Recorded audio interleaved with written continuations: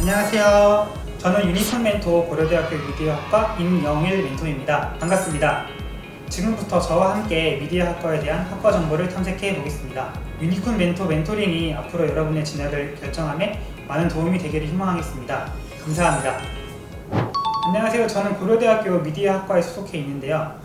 미디어학과는 예전에는 신문방송학과라는 이름이었다가 지금은 미디어학과로 바뀌었는데, 이제 바뀌게 된 이유로는 예전에는 이 미디어라는 것 자체가 신문이나 방송 쪽에 많이 편중돼 있었기 때문에 신문과 방송만 배워도 충분히 미디어에 대해서 많이 배울 수 있었던 것 같아요. 그러나 제가 이제 학교 입학하기 몇 년 전에는 이제 미디어 학과로 바뀌어서 아무래도 지금보다 변화하고 있는 더 많은 미디어 세계에 대한 여러 가지 이론적인 부분들이나 실무적인 부분들, 새롭게 생겨나고 있는 뉴미디어 같은 부분들을 더 많이 확장해서 많은 범위에 있는 미디어에 대한 현실적인 것들도 많이 배울 수 있는 학과예요. 저희 학과에서 무엇을 위주로 배우는지를 좀 설명해 드리려고 하는데요. 제가 학교를 다니면서 느꼈던 거는 크게 5가지 정도 분류가 있는 것 같아요. 그 중 하나는 이제 기본적으로 미디어 학과와 또 커뮤니케이션 이론에 대한 이론 수업이 있어요. 그런 수업에서는 주로 이제 우리 사회에서 미디어가 어떤 영향력을 가지고 있는지, 그리고 어떻게 사람들과 사람 사이에서 커뮤니케이션이 일어나는지, 그런 이론적이고 좀 학문적인 것들을 많이 배울 수 있는 그런 수업들이 있고요. 또 하나는 이제 저널리즘이라고 해서 보통 우리가 쉽게 생각하는 기자가 될 수 있는 기본적인 글쓰기 수업부터 해서 실제로 기사를 쓰는 수업까지 할 수 있고요. 또 인터넷 환경에 맞는 기사를 또 쓰는 방법. 또 한 가지는 광고 쪽 수업도 있어요. 그래서 저 같은 경우는 PR이라고 해서 광고보다 조금 더 넓은 개념의 수업도 듣긴 했었고, 다른 아이들 같은 경우는 소비자 행동 이론이라든지 광고 PR 캠페인 이런 식으로 실제로 광고를 만들어 볼 수도 있고, 어떻게 하면 광고를 효과적으로 전달할 수 있는지에 대한 수업도 배우곤 했습니다. 또 한 가지로 영상을 만들 수 있는 수업들이 있어요.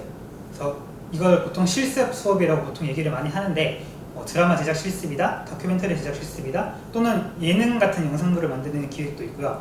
네, 그런 식으로 실제로 10분이든 15분이든 본인이 기획을 해서 실제로 출연자도 섭외를 하고, 그래서 결국에는 하나의 영상물을 만들어내는 그런 수업들도 배울 수 있었고요.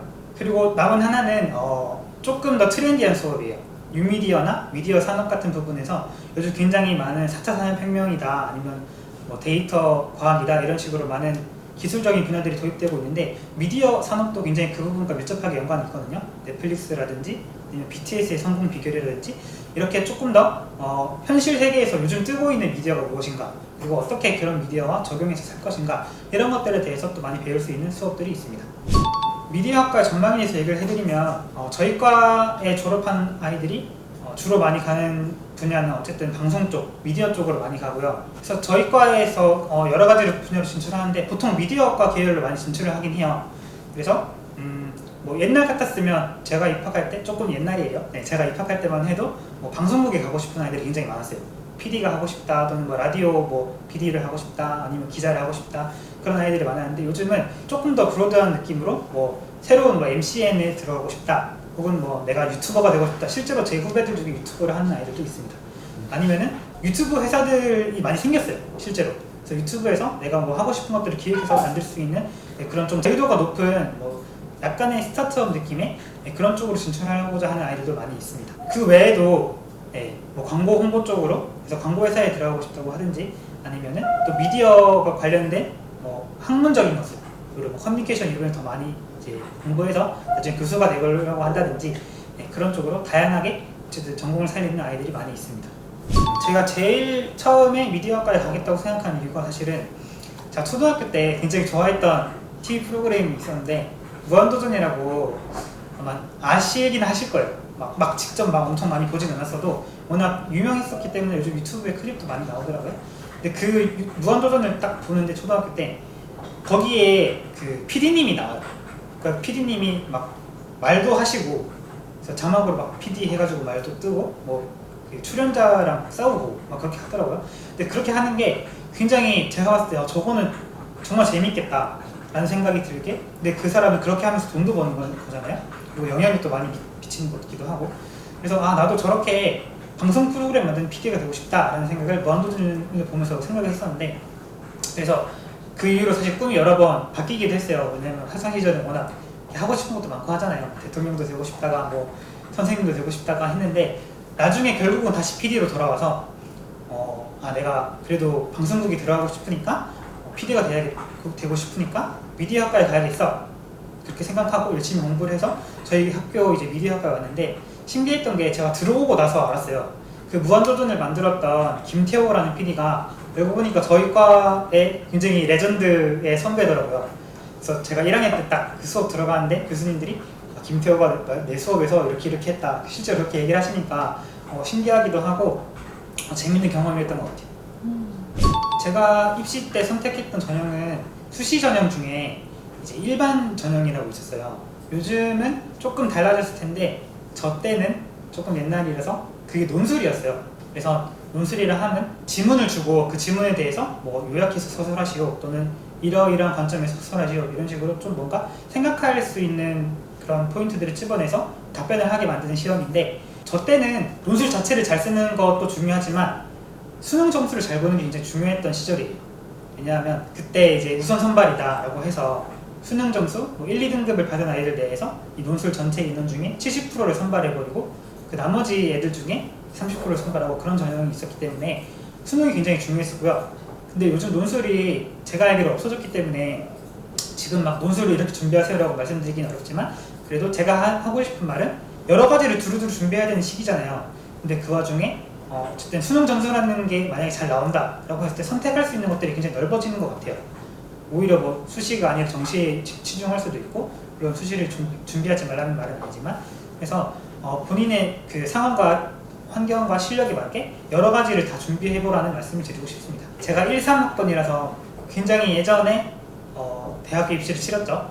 그래서 그때 당시와 지금 조금 달라진 것도 있지만 제가 그래도 이렇게 이런 멘토링들 좀 해보면서 이런 식으로 좀 바뀌고 있구나 그런 것들도 조금씩은 알고 있기 때문에 또 얘기를 해드릴 수 있을 것 같아요. 그래서 저 때는 그래서 내신이 중요한가 보다 라고 생각해서 내신 공부도 열심히 했었고요. 그러면서도 모의고사 당연히 신경 쓰고 수능도 당연히 신경 쓰는 그래서 내신 등급은 저는 주요 과목이라고 했어요. 그때는 이제 뭐 국영수 사과 이런 식으로 하는 거는 한 1.4등급 정도 나왔고 이제 지역균형 선발 서울대 이제 지역균형 선발이 이제 이과 한 명, 문과 한 명을 줬는데 그거를 받을 수 있는 성적이긴 했습니다. 그리고 이제 뭐 주요 과목이 아닌 뭐 전부 다 합친 과목은 1.7등급 정도 나왔던 것 같아요. 그리고 이제 저는 사실은 내신보다는 수능에 조금 더 치중된 사람이긴 했었어요. 제 스타일 자체가 막 하나하나 다 외워서 공부해서 뭐 정말 엉덩이로 공부하는 느낌보다는 뭔가 수능형에 맞는 좀 그런 한 번에 쇼부를 치는 그런 걸 좋아해가지고 제가 수능을 조금 더 잘 봤었고 실제로 수능 성적은 이제 제가 뭐 국영수는 제가 굉장히 잘 봤거든요. 네. 국영수는 사실 2개 틀렸어요. 그 3과목에서 굉장히 점수가 잘 나왔는데 이제 사회에서 저는 사회를 3과목 봤던 시절이었거든요. 근데 그때 이제 한 과목은 되게 잘 봐서 1등급이 나왔는데 나머지 2과목에서 제가 이제 처음 받아본 점수 뭐 4등급 이렇게 나와버리니까 정말 내가 원하는 대학에 못 가겠구나 라는 생각을 해서 재수를 해야 되나? 재수는 하기 싫었어요. 근데 그런 와중에 이제 제가 수능으로는 저 원하는 대학을 못 가니까 나머지 수시에서 있었던 뭐 면접이라든지 논술 이런 것들을 그래도 최선을 다해서 준비해서 열심히 했었고 사실 제가 그 이제 원래 부산에 살았어요. 근데 이제 논술을 보려면은 그 전날 올라와서 하루를 묵어야 되거든요. 그래서 제가 이제 어떻게 하루를 묵고 다음날 아침 일찍 이제 논술을 보러 학교에 가야 되니까 지하철을 타고 가고 있었는데 이제 제가 원래 부산에 살다 보니까 그 서울 지하철이 너무 익숙하지 않더라고요. 딱 이제 6호선 지하철을 탔는데 반대로 탄 거예요. 그래서 그거를 그 다음 정거장에서 알게 됐어요. 내가 반대로 탔구나. 그래서 저는 이제 그때부터 사실 거의 멘탈이 한 일단 반 정도는 날아갔는데 빨리 내려서 난 택시 타고 가야겠다. 그래서 딱 내리자마자 택시 잡아서 고려대학교 가주세요라고 했는데 기사님이 근데 늦은 거면 지하철이 더 빠르다. 서울은 무조건 택시보다 지하철이 빠르다 이렇게 얘기를 하시길래 그 다음 정거장에서 택시비 한 3천, 4천 이렇게 내고 다시 내려서 이렇게 막 다시 뛰어내려가지고 카드 찍고 다시 지하철을 탔어요. 거의 이제는 멘탈이 한 90% 날아간 거죠. 딱 이제 본 시간 확인하니까 늦은 거예요. 그러니까 10시 반에 시험 시작인데 10시까지 들어가라 이렇게 돼 있었는데 제가 그래서 이거를 어떻게 해야 되나 난 늦었는데 내가 시험 기회를 날리는 거구나 오만 생각이 다 들고 그냥 내려갈까? KTX 잡아서 그냥 내려갈까? 그런 생각도 했어요. 가기 싫더라고요. 아니면 그냥 딴 데 놀다 올까? 그래도 서울 왔는데 그런 생각이 들면서 엄마 생각도 나고 나의 논술을 가르쳐준 선생님 그 이제 학교쌤 생각도 나고 그 상황에서 정말 많은 고민을 했던 것 같아요. 근데 결론적으로는 그래도 한번 가보자. 내가 문을 두드려서라도 사정사정을 해서라도 시험 기회라도 달라고 해보자. 그런 생각이 들더라고요. 여기서 포기할 수는 없다. 왜냐하면 또 한 가지 희망이 그래도 10시 반에 시작인데 10시까지 오라고 한 건데 진짜 내가 울면서 얘기하면 들여보내주지 않을까? 그런 일말의 희망이 있었던 것 같아요. 그래서 안암역에 가가지고 진짜 내리자마자 엄청 뛰었어요. 막 진짜 뒤도 안 돌아보고 진짜 미친듯이 뛰어서 갔는데 시간 되니까 그냥 시험지 주더라고요. 그래서 그때부터 내가 이건 뭔가 느낌이 좋다. 잘 풀리겠다. 왜냐하면 나는 안 될 거라고 생각하고 왔는데 됐으니까 나는 기회를 잡은 거니까 그때부터 뭔가 여유로워졌어요. 다른 애들은 어떻게 봤는지 모르겠는데 저는 그 시험 보는 것 자체가 굉장히 재밌고 뭔가 내 인생이 걸려있다는 거 생각하니까 스릴이 있기도 하고 그 지문 자체도 굉장히 재밌게 느껴지더라고요. 그래서 이제 그런 지문도 풀고 수리분술도 있어서 수학 문제도 풀고 이렇게 해서 굉장히 기분 좋게 딱 치고 나왔던 기억이 나요. 그래서 최종적으로 고려대학교 미디어학부에 합격했습니다. 사실 저처럼 하면 안 될 거예요. 여러분 그 시험날에 그렇게 좌충우돌을 하는 건 정말 있을 수 없는 일이고 혹시나 여건이 된다면 전날에 미리 가본다든지 아니면 1시간 정도 일찍 가서 좀 약간 마음도 추스리고 할 수 있는 시간을 해서 정말 만반의 준비를 갖추고 시험에 들어가야 좀 좋은 결과가 있을 거니까 여러분들 이거 꼭 참고해 주세요. 제가 이제 저도 어쨌든 이제 좋은 학교를 가기 위해서 굉장히 열심히 공부를 했었는데 이제 어떻게 했는지를 간단하게 알려드릴게요. 제가 먼저 국어는 어떻게 했냐면 어쨌든 국어는 우리나라 말이잖아요. 사실은 누구나 언제든지 일상적으로 쓰는 말이기도 하면서 이제 시험에 나오면 왜 그렇게 어려운지 모르겠는 이제 너무 익숙하긴 하지만 굉장히 어렵기도 한 그런 과목이 국어라고 생각해요. 그래서 저는 평소에 굉장히 많이 준비하는 게 좋다고 생각하거든요. 어떻게 보면 굉장히 많이 들었던 말일 수도 있지만 책을 많이 읽어라는 말을 하고 싶어요. 근데 그 책도 뭐 내가 재밌어서 보는 뭐 웹소설, 뭐 판타지 소설 이런 거보다는 조금 어려운 책, 조금 더 사회적인 것을 다루는 책 혹은 인문학적인 것을 다루는 책을 많이 읽었으면 좋겠어요. 왜냐하면 여러분들이 나중에 수능 문제를 풀거나 아니면 이제 국어 문제를 풀 때 어려운 텍스트, 그러니까 어려운 문장, 어려운 단어를 어떻게 빨리 해석하고 정확하게 해석하는지가 이 국어 성적을 굉장히 높일 수 있는 가장 큰 지름길 중에 하나예요. 그래서 어려운 글에 익숙해져야 돼요. 근데 내가 평소에는 뭐 재밌는 책 혹은 뭐 일상적인 친구들이랑 떠드는 거 이것만 듣고 혹은 읽으면서 살다가 막상 시험에 마주쳐서 어려운 글을 읽으려고 하면 전혀 눈에 들어오지 않거든요. 그래서 평소에 조금 내가 이런 부분에서 깊이 좀 이해하는 데 시간이 걸리더라도 조금 그렇게 시간을 투자해서 읽을 수 있는 사실 꼭 책이 아니더라도 칼럼 같은 글이어도 좋고요. 인터넷 신문 기사도 좋고 아니면 친구들과 어려운 대화를 해보는 것도 좋아요. 그러면서 내가 어려운 말을 이해하는 그 속도를 높이고 그리고 그 정확도를 높일 수 있는 방법을 일상생활 속에서 찾기를 권합니다. 네. 그렇게 기본이 되어 있는 상황에서 이제 또 추가적으로 공부할 수 있는 방법이 있다면 아무래도 이제 지문이라는 거는 우리가 일상이랑 접하는 그런 글이랑은 조금 다를 수 있어요. 그래서 뭐 어려운 책을 많이 읽으면 그거에 도움이 되겠지만 당장 내가 그렇게 막 내 전반적인 국어 실력을 향상시킬 시간이 안 된다 라고 하면은 딱 그 지문에 맞는 문단 해석하는 방법이라든지 이렇게 키워드 글에서 키워드 핵심만 잡아내서 문제에 적용할 수 있는 방법 이런 식으로 기술적인 것들을 이제 공부할 수 있는 방법들이 몇 가지가 있어요. 이제 그런 것들을 단기간에 조금 많이 습득하신다면 그래도 점수를 올리는 데 도움이 되실 수 있을 것 같아요. 그리고 이제 영어에 대해서 얘기를 해드릴 건데 저 때에 비하면은 이제 영어가 그 절대평가로 바뀌다 보니까 조금 더 난이도가 낮아졌다라고 하시는 분도 있으시긴 하던데 그래도 이제 기본적으로 영어가 우리나라 말이 아니기 때문에 어렵죠. 그래서 저 같은 경우는 또 비슷한 얘기가 될 수도 있는데 영어 책을 읽었어요. 시간을 좀 내가지고. 제가 굉장히 좋아했던 소설이 해리포터라는 소설이 있었어요. 제가 그거를 어릴 때부터 너무 좋아해가지고 책이 진짜 너덜너덜해질 때까지 읽었거든요. 책이 찢어지고 그랬어요, 읽다가. 그래서 그 책을 보면 그 단어가 다 기억이 나고 문장이 하나하나 다 기억이 날 정도로 정말 많이 읽었던 책인데 그래서 좋은 점이 영어를 읽으면 이제 원서와 번역된 게 다르잖아요. 근데 원서를 읽어도 번역된 그 내용이 머릿속에 다 있는 거예요. 그러다 보니까 이 영어 책의 그 원서를 이 전문가 번역가는 이렇게 번역했구나. 그 과정이 머릿속에 그려지는 거예요. 이 단어가 이렇게 바뀌었구나. 그리고 이 문장이 이 뉘앙스가 이렇게 바뀌었구나. 라고 하는 게 한 번에 딱 정립이 되니까 보통 이 영어라는 것과 한국어라는 게 이 차이가 있고 그 거리가 있는데 이 거리를 한 번에 좁혀줄 수 있는 경험이었던 것 같아요. 그 경험 한 번이. 그게 저한테 굉장히 큰 도움이 됐었고, 그것뿐만 아니라 영어로 된 원서를 많이 읽으면 영어의 그 특이한 한국어와의 그 조금 다른 해석할 수 있게 하는 그 구조가 있는데 그 구조를 파악하는 데 굉장히 도움이 많이 됐던 것 같아요. 그래서 그렇게 영어 책을 읽는 것이 도움이 많이 됐었고, 그리고 이제 그 외에 좀 기초적인 것부터 얘기를 드리자면, 사실 영어 책 읽는 건 어느 정도 수준이 돼야 할 수 있는 거기도 하니까 기초적인 거를 먼저 얘기를 해드리자면, 제일 중요한 정말 기초적인 기초는 단어예요.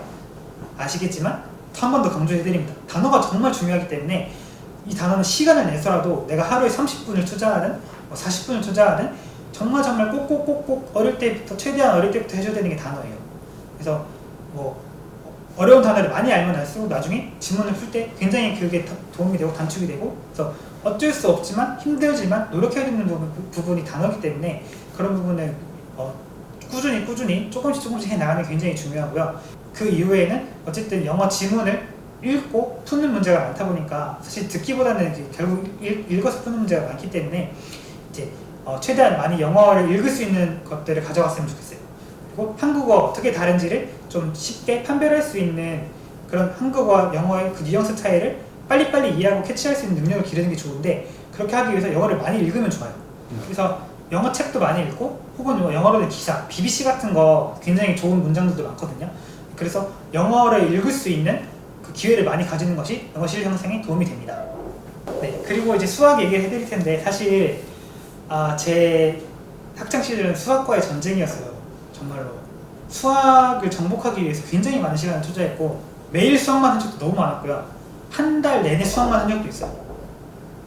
그래서 제 전체 그 학창 시절 고등학교 1, 2, 3학년 시간을 100으로 친다면 70을 오롯이 수학에만 몰두했어요. 수학 책만 계속 보기도 하고, 문제 푸는 거 이거 그냥 정리한 것도 아니고 그냥 이렇게 쓱 이렇게 푸는 것만 해도 공책 한 권을 다 그냥 내다 버릴 정도로 정말 수학 문제 푸는데 많이 시간을 들였고, 왜냐면 제가 수학이 정말 약했거든요. 요즘은 문이과가 없어진다고 하지만 제가 찐 문과예요. 저희 아버지도 문과고 어머니도 문과고 형도 문과고 동생도 문과고 저도 문과였거든요. 그래서 수학이 너무 어려웠어요. 그래서 고등학교 1학년 때 정말 40점도 받아보고 어려운 시기를 많이 겪었거든요. 그러다 보니까 이 수학을 정복하지 못하면 내가 좋은 대학에 갈 수가 없겠다 라는 생각을 했었어요. 그래서 정말 많은 시간과 노력을 투자해서 하나하나 정말 배워나가는 데 힘썼고, 결과적으로는 그렇게 열심히 하고 나서 좋은 점수를 받게 되면 진짜 수학만큼 내 대학 진학에 도움이 되는 과목이 없어요. 왜냐면 수학이 워낙 어렵다 보니까 그 수학을 조금만 잘해도 경쟁력이 생겨요.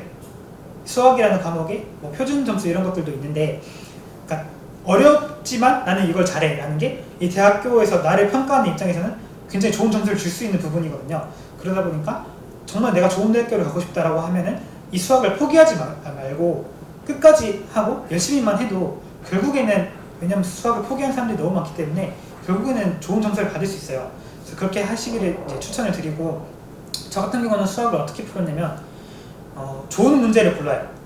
별로 그러니까 문제들도 진짜 막 수준 높은 문제가 아닌데 더럽게 꼬아서 내기만 하는 문제들도 있어요. 숫자가 막 더럽게 나오고, 그런 문제를 선택하기보다는 정말 표준이 될 수 있는 문제들이 있어요.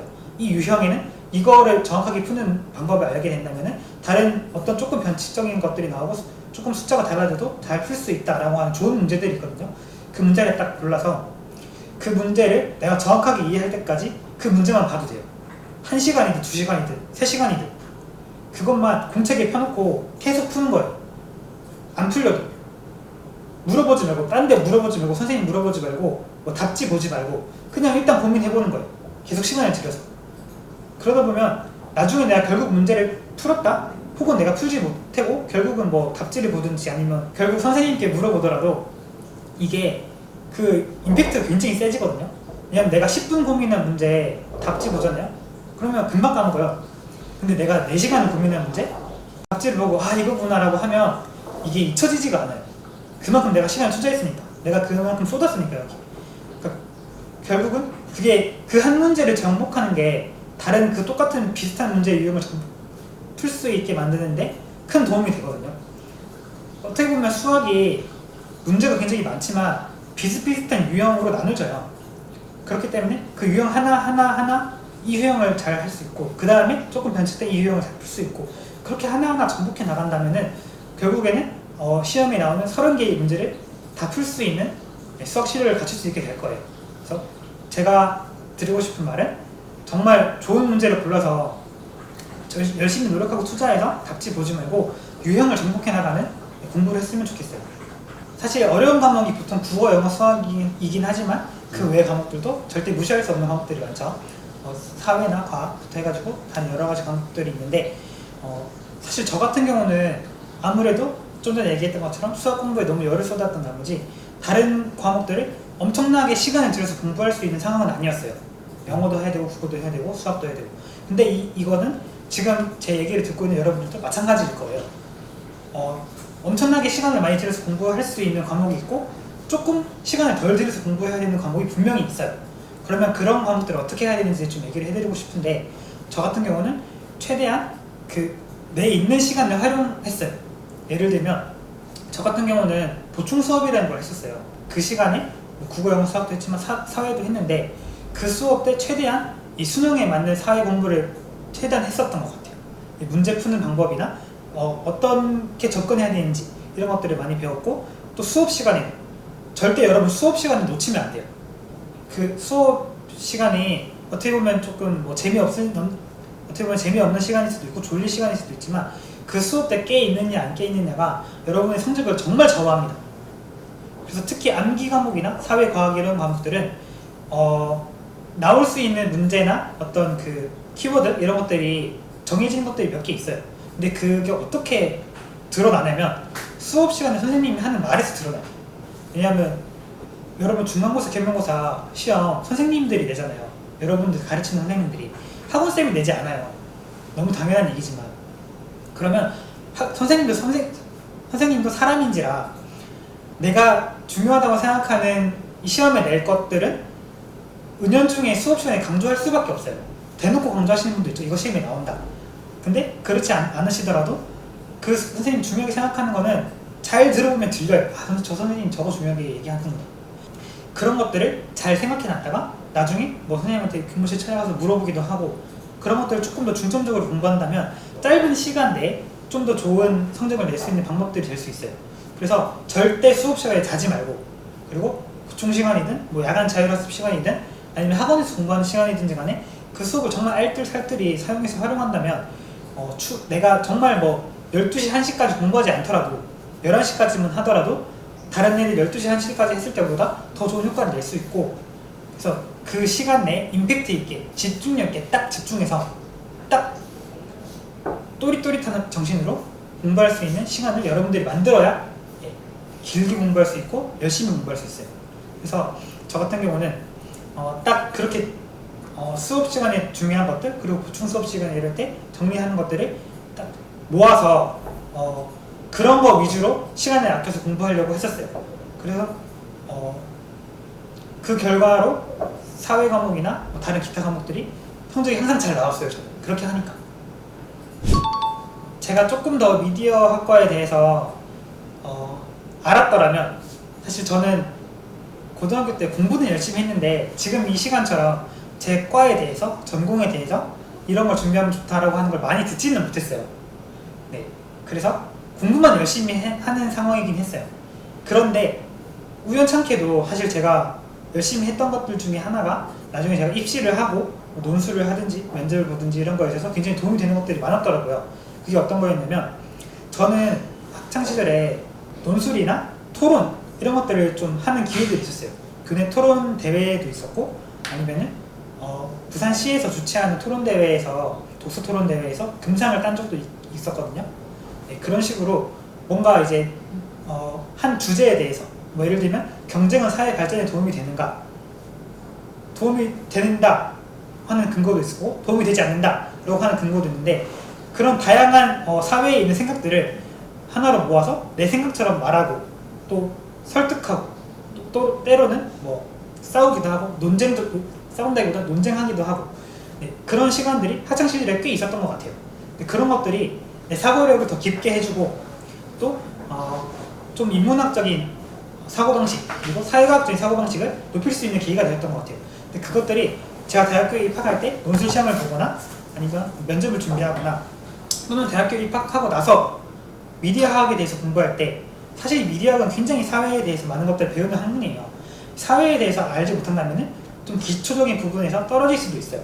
근데 그런 토론 수업을 통해서 또는 뭐 어려운 책을 읽는 과정 또는 어려운 텍스트를 읽는 과정, 기사를 읽고 분석하고 논문을 쓰고 이런 과정들이 학창 시절에는 뭐 일일기도 하고 뭐 그냥 스펙이다 어쩔 수 없이 한다라는 생각이 있어도 하기도 했지만 나중에 굉장히 큰 도움이 됐었거든요. 공부하고 입시에 있어서 조금 약간 그런 학교 공부와 병행해서 조금 더 나의 정말 실력이라고 할 수 있는 내가 말할 수 있는 능력, 내 생각을 정말 매끄럽게 펼칠 수 있는 말할 수 있는 능력이나 어려운 사고를 해낼 수 있는 능력, 우리 사회에 대해서 좀 깊은 통찰 있게 얘기할 수 있는 능력 같은 것들을 보강할 수 있는 시간들을 많이 가지기를 바라겠습니다. 여러분들 공부를 하다 보면 항상 시간이 부족해요. 시간이 무한대로 있으면 사실 여유롭게 공부할 수도 있겠지만 시험 기간은 다가오고 내가 아직 못 끝낸 건 너무 많고 네, 그럴 때가 있는데 항상 여러분 신경 써야 되는 거는 이 부족한 시간을 어떻게 잘 활용할 것인가를 정말 계획적으로 생각해야 돼요. 어떻게 보면은 저는 뭐 아침에는 뭐 했고 점심에는 뭐 했고 저녁에는 뭐 했고 이렇게 얘기 드리는 거는 제 입장이다 보니까 여러분과 맞지 않을 수도 있다고 생각해요. 하지만 제가 말씀드릴 수 있는 거는 분명히 계획을 세워야 된다는 거예요. 나만의 계획. 나는 이런 루틴으로 돌아가니까 이렇게 해야겠다 라고 할 수 있는 계획. 누구는 수학을 잘하고 누구는 국어를 잘하고 누구는 사회를 잘하니까 똑같이 수학에 이만큼의 시간, 사회에 이만큼의 시간 투자할 수는 없어요. 그렇기 때문에 나를 가장 잘 아는 내가 나만이 스케줄을 잡을 수 있거든요. 그래서 본인에 대해서 정확하게 잘 아니까 본인만의 스케줄을 직접 세우면서 차근차근 계획을, 시간 관리를 본인 손으로 해나가는 방법을 제안해 드릴 수 있을 것 같아요. 저는 방학 때는 제가 부족한 과목들, 사실 조금은 시간이 있는 편이니까 부족한 과목들을 조금 공부할 수 있는 시간을 보냈어요. 학기 중에는 두루두루 모든 과목들을 열심히 해야 되는 부분이 있지만 방학 때만큼은 뭐 진도를 나가는 게 아니니까 수학 공부에 매진할 수 있었던 시간이기도 했었고요. 또 추가적으로는 그때 여러 가지 스펙을 쌓을 수 있는 시간이기도 했어요. 저 같은 경우는 뭐 동아리 활동을 그때 통해서 어떤 뭔가 결과물을 내놓는 시간이 있다든가 뭐 토론대회 준비를 하는 시간이 있다든가 제가 진행했던 그 논문 쓰는 프로젝트가 있는데 그런 것들을 준비할 수 있는 시간이 방학 때 그래도 됐었던 시간이고 또 저 때는 보충 수업이라고 또 있었어요. 학교에 나가서 뭐 어떤 그 수능에 맞는 공부를 또 할 수 있는 시간이 있었거든요. 그런 식으로 커리큘럼 내에서 진행이 될 수 있는 부분들, 뭐 여러분 학원에 가는 부분도 있을 거예요. 그런 식으로 진행을 하면서 추가적으로 내가 이 부분 부족하니까 이 부분 더 땡겨야지 라고 하는 시간들을 가질 수 있는 방학이었습니다. 제가 학창시절에 사실 가장 큰 두려움과 고민은 한마디로 말하면 나 대학 갈 수 있을까? 그거잖아요. 뭐 대학교 가도 마찬가지로 나 취직할 수 있을까? 그 고민을 4년 내내 하고 살지만 닥치지 않은 일이고 모두가 힘들어하는 일이기 때문에 누구든지 그 고민을 할 수밖에 없었던 것 같아요. 저 아이가 전교 1등이라고 뭐 공부를 잘한다고 또는 뭐 특목고생이라고 그 고민을 하지 않는 건 아니에요. 아무리 공부를 잘하는 아이도 불안해요. 뭐 수능날 어떻게 하면 어떡하지? 내가 계속해서 이렇게 잘할 수 있을까? 너무 힘들다. 그런 고민들은 정말 전국에 있는 모든 수험생들 다 겪는 고민인 것 같아요. 하지만 그 속에서도 한 가지 생각했던 거는 하고 싶은 거를 늘 생각했던 것 같아요. 하고 싶은 게 뭐냐면 저는 PD가 되고 싶다라는 그래도 조금은 명확한 목표가 있었어요. 꿈이 있었거든요. 요즘 꿈 없는 아이들도 되게 많다고 하는데 저는 그래도 너무 감사한 게 제가 하고 싶은 게 있었다는 거예요. 그러다 보니까 때로는 굉장히 정말 끝나지 않을 것 같은 그 긴 시간, 특히 고등학교 때는 정말 시간이 안 갔던 것 같아요. 정말 천천히 가더라고요. 언제 중간고사 봤는데 아직 기말고사 멀었고 오늘 아직 4교시밖에 안 됐고 오늘 그런 시간들이 너무 안 왔는데 그렇게 긴 시간을 어떻게 보면 버틸 수 있었던 거는 내가 그래도 나중에 PD를 하고 싶으니까, 내가 이렇게 하는 꿈이 있으니까, 나에게 가장 강한 동기부여가 없으면 쉬고 싶고 놀고 싶고 자고 싶은 거에 대한 유혹이 너무 강하거든요.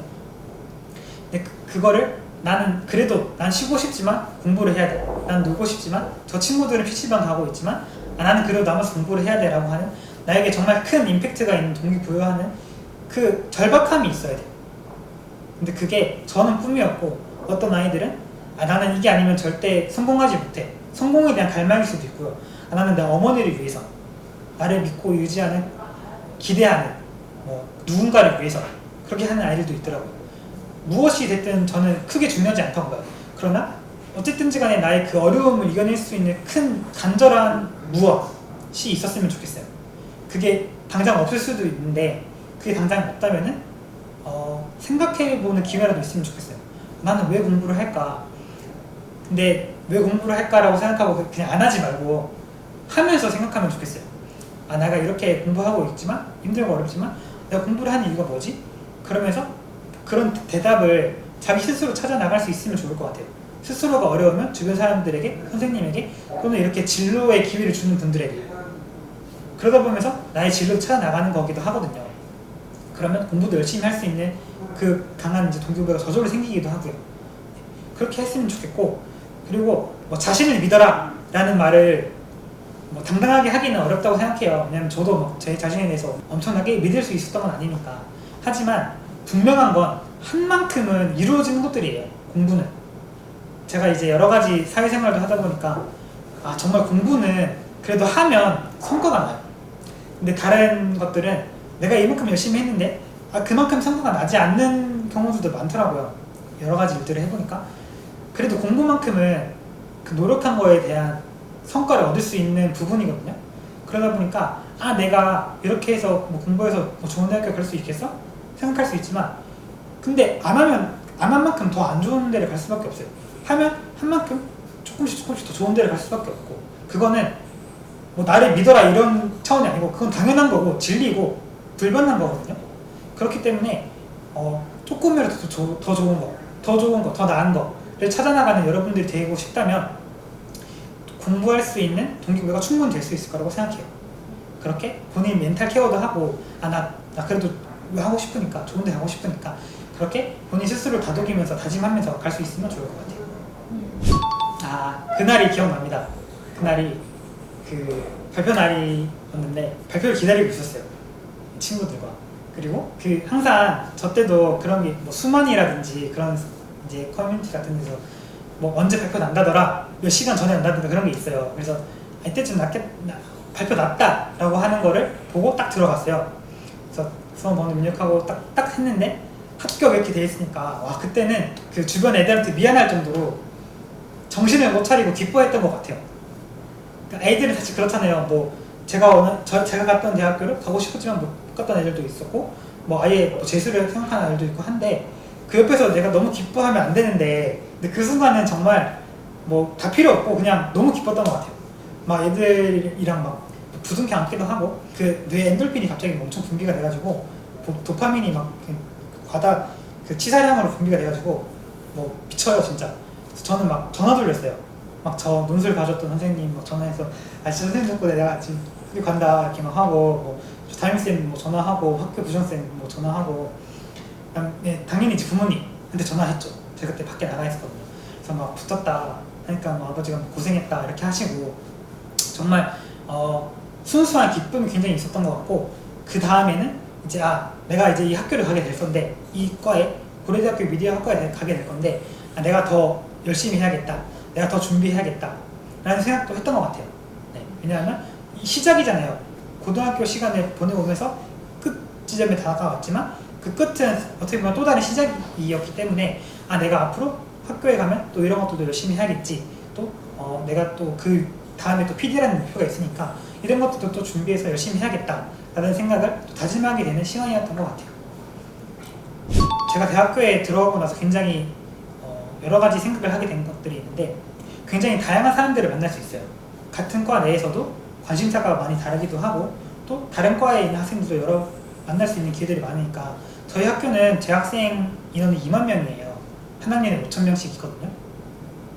대학원생까지 하면 거의 3만 명이 있는데 그 어떻게든지 간에 뭐 길에서 만나든 뭐 다른 수업 시간에 만나든 동아리에서 만나든 굉장히 다양한 사람들을 만날 수 있는 기회가 있어요. 근데 그때 어떤 사람들을 만나느냐가 굉장히 중요하더라고요. 어떤 환경에 갈 수 있는지. 그래서 저 같은 경우는 그래도 감사한 게 좋은 학교를 갔기 때문에 열정적인 사람들을 만날 수 있었고 뭔가 나의 인생에 있어서 아 얘는 정말 이렇게 열심히 사는구나, 이렇게 자기 꿈과 미래를 위해서 열심히 개척하고 또 여러 가지로 노력하고 어떤 친구는 인턴을 굉장히 열심히 하는 친구도 있고 다른 대외 활동을 하는 친구들도 있고 시험을 엄청 열심히 공부해서 보는 친구들도 있었고 심지어 1학년 때 사업을 하는 형도 있었어요. 재수생 형이었는데 자기가 사업체를 꾸려가지고 팀을 만들어서 대학교 1학년 21살인데 그렇게 어떻게 보면 굉장히 견문을 넓힐 수 있는 시간이었던 것 같아요. 그러다 보니까 자연스럽게 내 주변에 누가 있는지가 중요하겠구나 라는 생각을 하게 됐던 것 같아요. 그래서 여러분들의 삶 속에 여러 가지 기회가 있어요. 어떤 누군가를 만날 수 있는 기회, 지금 제가 얘기하는 것처럼 진로에 대해서 조금 강의를 들을 수 있는 기회도 있고 또는 어떤 유튜브 강의를 통해서 어떤 유튜브 클립을 통해서 굉장히 좋은 어떤 명 강의하는 그런 강사를 만날 수 있는 기회도 있고 요즘은 청소년들을 위한 굉장히 많은 기회의 장들이 많더라고요. 청소년 활동 같은 것도 많고 청소년들이 참여할 수 있는 프로젝트 이런 것도 굉장히 많은데 그렇게 본인이 어떤 환경 안에 자기를 갖다 놓을 것인가 라고 할 수 있는 선택권들이 요즘은 주어졌다고 생각해요. 대학생들이 굉장히 그런 부분에서 자유롭게 할 수 있는 부분도 있지만 또 청소년들도 그렇게 할 수 있는 부분들이 분명히 있거든요. 어떻게 보면은 조금 친구를 사귈 때라고 예를 들어서 얘기한다면 저 같은 경우는 저희 과에 그냥 학교 열심히 공부해서 들어왔으니까 놀자 라고 하는 사람들도 있었어요.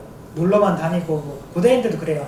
놀러만 다니고 학점 신경 안 쓰고 그렇게 하는 사람들도 있었지만 1학년 때부터 정말 자기 미래를 위해서 굉장히 열심히 하는 사람들도 있었거든요. 근데 이왕 친구를 만들어야 된다면 물론 우정이 제일 중요하지만 그 외에 여러 가지를 생각할 수 있는 부분들이 이렇게 나에게 조금 좋은 영향을 줄 수 있는 사람들을 내 주변에 많이 만들자 라고 하는 생각을 했었던 것 같아요. 그렇다고 해서 지금 친구 별로니까 잘라라 이렇게 하는 말이 아니고 조금 더 이제 좋은 영향을 줄 수 있는 친구가 아니어도 어떤 그런 다른 학교에서 활동하는 아이들이라든지 그런 것들을 많이 찾을 수 있는 여러분들이 되면 좋을 것 같아요. 여러분 대학교에 오게 되면 굉장히 자유도가 높아져요. 확실히 고등학교 때는 아침 몇 시부터 밤 몇 시까지 이런 식으로 다 정해져 있잖아요. 어떻게 보면 내 스케줄이 아침에 학교 갔다가 수업 끝나면 학원 가고 야간 자율 이런 거 하고. 근데 대학교는 내 스스로 좀 스케줄을 짤 수 있다는 장점이 있는데 그러다 보니까 내가 하고 싶은 것들을 많이 할 수 있는 기회였던 것 같아요. 수업 같은 것도 저 같은 경우는 조금 이론 수업 같은 것보다는 실습, 영상 만들고 이런 것들을 좀 좋아했거든요. 특히 힘들긴 하지만 재밌었던 수업들이 많았기 때문에 그런 데서 드라마도 만들어 보고 하면서 진짜 재밌다. 왜냐하면 드라마 보기만 하지 솔직히 우리가 언제 만들어 보겠어요. 근데 내가 생각하고 구상했던 거를 시나리오도 써보고 대사들 내가 진짜 다 써서 배우들한테 이렇게 액팅을 시키면은 배우들이 하고 그걸 카메라에 담아서 편집하면은 한 편의 드라마가 나오는 거예요. 이런 것도 굉장히 재밌었고 또 수업 외적으로도 굉장히 재밌었던 것들이 많은데 제가 그 인터넷 신문사 조그만한 데서 신문사라고 하기도 조금 애매하지만 그러면서 기자 활동을 한 적도 있고 그럼 기사를 실제로 써요. 인터뷰도 가서 해보고 이러이러한데 지금 오셨는데 혹시 어떻게 생각하시냐, 잘 안 해주는 사람도 있고 얘기 잘 해주는 사람도 있지만 그렇게 해서 직접 기사 써서 보내면은 올라가기도 하고 이렇게 실제로 내가 뭔가 만들 수 있는 것들이 되게 재밌었던 것 같아요. 그리고 저는 개인적으로 유튜브 그 채널을 운영한 적이 있거든요. 제가 이제 그 교육봉사 동아리를 했었는데 거기서 이제 우리 유튜브도 해보자라고 하길래 저하고 이제 제가 이제 어떻게 보면 유튜브 팀을 조금 맡아서 운영을 했었죠. 그러다 보니까 이게 유튜브는 확실히 그 영상 만드는 거 자체도 재밌는데 구독자 느는 재미가 있어요. 그래서 여러분들도 조금 얼마 되지 않는 대학생활 기간이거든요. 나중에 대학교에 가야 되는데만 하고 싶은 것들도 해보고 또 내 미래에 도움이 되는 것들 많이 해보면 좋을 것 같아요. 네, 사실은 여러분들이 대학교에 가면 굉장히 많은 문제들이 해결될 것 같고 어쨌든 그 대학교라는 목표를 위해서 굉장히 공부를 많이 했던 거니까 막연한 기대를 가지고 아마 대학교에 갈 거라고 생각해요. 저도 그랬어요. 그래도 나는 방송국 PD 되고 싶었는데 그러면 그거에 맞는 전공인 미디어학과에 가면 어느 정도 내 꿈에 다가가는 거 아닌가? 난 이대로 쭉쭉 잘 가기만 하면 되는 거 아닌가? 나는 그래도 나름 좋은 대학교도 갔는데 그렇게 생각했어요, 실제로. 근데 막상 대학교에 가면은 현실적인 것들을 되게 많이 붙이는 게 되는 것 같아요. 그전에는 마냥 잘 되겠지? 라고 막연하게 생각했던 게 그 구체화되는 순간 조금 현실적으로 다가오는 것들이 있거든요.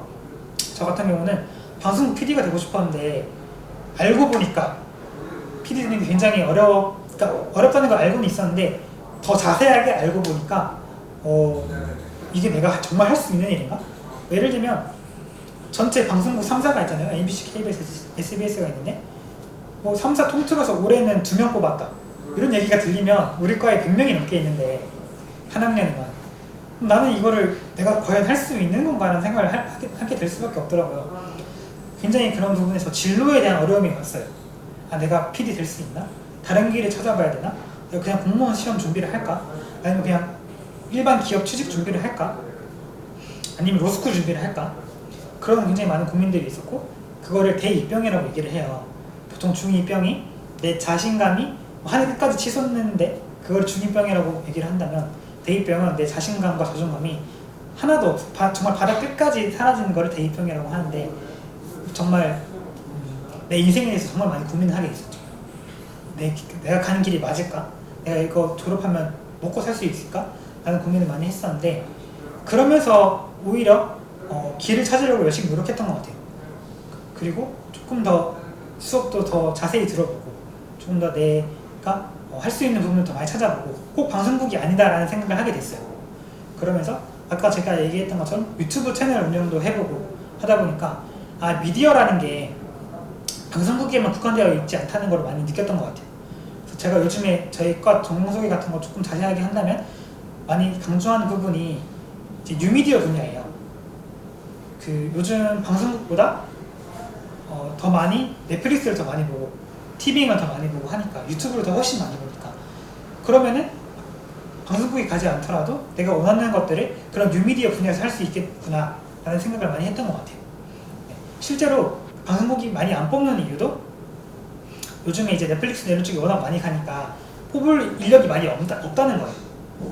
그래서 오히려 이쪽 뉴미디어 쪽에 더 많은 시간을 투자하고 그쪽으로 진로를 결정하고 알아보는 게 훨씬 도움이 되겠다라는 생각을 하게 되면서 조금 그런 진로의 문제들이 해결이 됐던 것 같아요. 물론 저는 아직도 제가 그런 하고 싶은 미디어 분야에 갈 수 있을지를 여전히 고민합니다. 하지만 예전과 바뀐 점이 있다면 그래도 내가 하고 싶은 거를 계속 찾을 수 있다라는 희망이 생겼던 것 같아요. 방송 못 들어가도 내가 웹드라마 만들면 되지, 내가 카카오 들어가서 이거 하면 되지, 내가 제작사, 요즘엔 유튜브 제작사들도 많이 생겼어요. 그런 제작사에 들어가고, 아니면 내가 직접 해도 되지, 내가 채널 내가 운영하면 되니까, 그런 생각들을 할 수 있게 됐기 때문에 제가 뉴미디어 부분에서 더 많이 공부하고 더 많이 알아보니까 그런 식으로 풀리게 됐던 것 같아요. 그래서 제가 이제 미디어학부에 다니면서 사실 되게 많이 고민하는 게 있어요. 뭐냐면 하고 싶은 게 너무 많더라고요, 저는. 그래서 제가 이제 여러 가지 기사 쓰는 것도 해보고 드라마도 만들어보고 유튜브 채널도 운영해보고 했는데 다 너무 재밌었어요.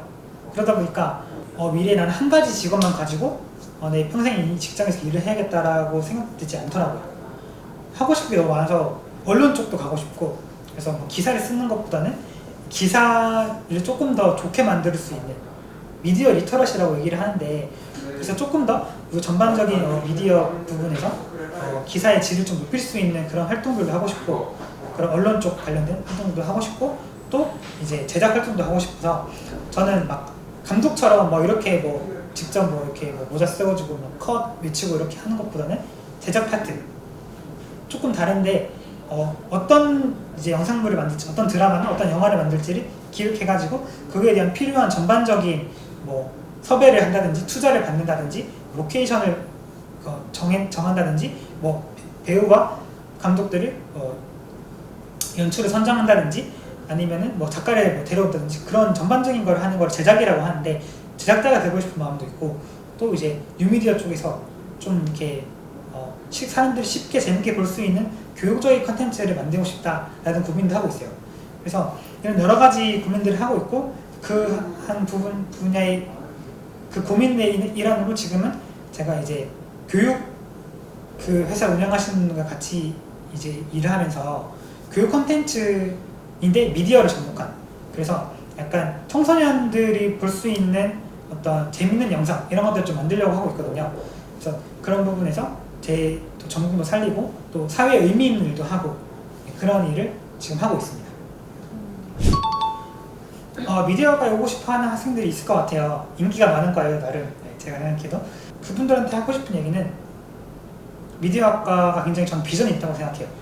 왜냐하면 제가 조금 전에 이제 뭐 방송국들이 어려워가지고 뭐 인원을 안 뽑고 저도 고민이 많았고 저희 이제 동기들도 과의 아이들도 고민이 많았지만 그래도 미디어는 발전하고 있어요. 계속 확대되고 있고 미디어 회사는 계속 더 많이 생기고 있고 사람들이 미디어 보는 시간은 더 많이 늘어나고 있어요. 그 말인즉슨 방송국이 아니고 다른 분야일지라도 다른 회사일지라도 굉장히 미디어를 전공한 인재가 필요한 곳이 많다는 거예요. 특히 요즘 글로벌 쪽으로 빅히트 엔터테인먼트가 하이브가 돼가지고 뭐 다른 미국의 어떤 기획사를 인수하고 여러 가지 컨텐츠를 제공했다고 그 꿈을 밝히고 그런 식으로 뭐 우리나라 드라마가 뭐 넷플릭스에 실려가지고 뭐 전 세계에서 히트를 치고 뭐 기생충이 아카데미 작품상을 타고 이런 것들이 우리나라 지금 여러분들이 공부하고 있는 미디어, 공부하고자 하는 미디어를 전공했을 때 더 많은 기회를 줄 수 있는 발판이 되고 있어요. 그렇기 때문에 지금 여러분들이 열심히 공부하고 미디어학과에 진출하고 나중에 사회로 진출했을 때 할 수 있는 것들이 굉장히 많을 거라고 생각해요. 그래서 이 꿈을 가지고 있는 게 절대 나쁜 건 아니고 절대 여러분들의 뭐 나중에 굶겨 죽게 할 일이 아니라고 생각해요. 저는 그렇게 진짜 생각하고 얘기를 할 수 있거든요. 그러다 보니까 그 꿈을 정말 명확하게 가지고 가면 좋겠고 다만 얘기하고 싶은 거는 막연하게 생각하지 않았으면 좋겠어요. 예를 들면 나는 뭐 미디어학과 가고 싶어. 저는 되게 막연했어요. PD 하고 싶어. 근데 나중에 가보니까 그것 때문에 고생을 하게 되더라고요. 그래서 조금 더 구체적으로 나는 이런 뉴미디어 분야에서 뭐 뉴미디어 굉장히 많은 분야가 있어요. 게임일 수도 있고 웹툰일 수도 있고 뭐 드라마일 수도 있고 그런 부분에서 이런 역할을 하고 싶어. 그런 것도 요즘에 치면 다 나오니까 뭐 연출가의 역할, 뭐 그 빅히트가 어떻게 사업 진행하고 있는지 그런 것들이 굉장히 검색하면 요즘 잘 나오는 시대니까 조금 공부해보시고 고민도 해보시고 그러면서 자기의 꿈을 조금 더 구체화했으면 좋겠어요. 그랬을 때 조금 흔들리지 않고 갈 수 있는 부분들도 있고 또 실질적으로 공부를 할 때 아무래도 나중에 여러분들 입시를 치를 거니까 구체적으로 고민해서 입시를 준비하면 입시에서도 도움이 돼요. 왜냐하면 나중에 뭐 면접관이랑 얘기를 한다, 뭐 예를 들어서 뭐 자기소개서를 쓴다 이렇게 했을 때 조금 두루뭉술한 표현보다는 이러이러해서 나는 이거에 관심이 있어서 이거를 준비했다라고 하는 게 면접관 분들이나 심사하시는 분들이 보기에는 얘는 되게 구체적이고 계획적이다. 똑같은 점수면은 그 면접관님들이 조금 준비가 잘 돼 있는 학생들을 뽑을 수밖에 없거든요.